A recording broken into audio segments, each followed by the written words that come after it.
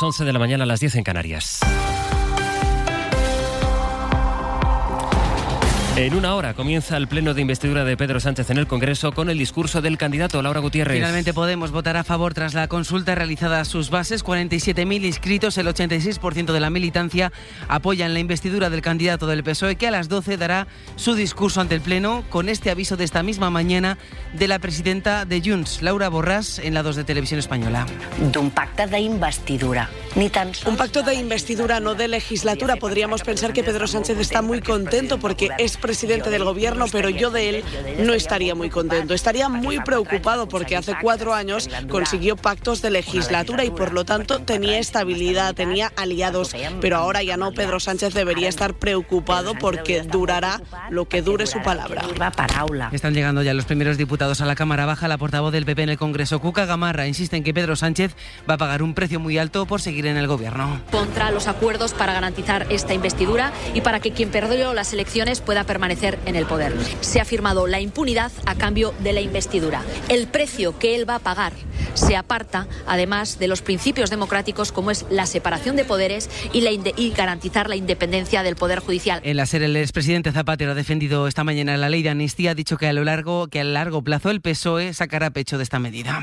Habrá un futuro en el que un dirigente del Partido Socialista pueda decir, como yo dije al inicio de la campaña electoral, sí, fue bajo mi gobierno. Bajo mi gobierno fue cuando se terminó el terrorismo de ETA. Habrá un dirigente que en su día dijo, sí, fue bajo el gobierno de Pedro Sánchez, donde llegamos a un proceso de estabilidad, de cohesión y de reencuentro con Cataluña. Llegará ese momento. El juez de la Audiencia Nacional, Manuel García Castellón, que investiga a Tsunami Democrática, ha pedido amparo al Poder Judicial por las críticas que ha recibido, entre ellas del número 2 de Justicia, por dirigir su investigación por terrorismo contra Puigdemont en plena negociación de la investidura de Sánchez. En Gaza están entrando los primeros camiones con combustible dentro de la franja desde el inicio de la guerra. Victoria García. Cerca de un centenar de camiones con ayuda humanitaria y con carburante está previsto que entre hoy en Gaza. Los primeros, como dices, ya lo han hecho. Israel tenía vetada la entrada de combustible en la franja desde que empezó la guerra contra Hamás el 7 de octubre. Ante la falta de carburante, la mayoría de los hospitales habían suspendido sus servicios. En el de Al-Shifa, uno de los mayores de Gaza, esta mañana registraban la entrada del ejército israelí.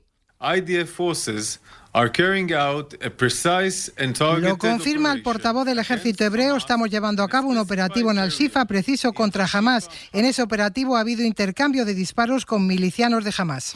Y en La Rioja ha sido detenida una madre por abandonar a su hijo de 12 años en casa. Estuvo solo 3 días en situación de desamparo con solo 6 huevos, un paquete de salchichas y un cartón de leche en la nevera. La progenitora fue localizada, detenida y puesta a disposición de la justicia, que la ha dejado en libertad con cargos. Deportes, Duro. Con el sorteo de la segunda ronda de Copa comienza a la 1. En Las Rozas son 28 eliminatorias, 56 equipos todavía sin Osasuna, sin Atlético, sin Real Madrid ni Fútbol Club Barcelona. Además, citas de la tarde con Carlos Alcaraz en el torneo de maestros, el partido obligado a ganar a partir de las 2:30 ante Rublev, y por la tarde la Champions femenina, juega el Real Madrid ante el Chelsea tras la victoria ayer del Barça ante el Benfica, y la Euroliga a las 8:30, un duelo entre equipos de la ACB, Baskonia-Barça. 11:03, 13 en Canarias.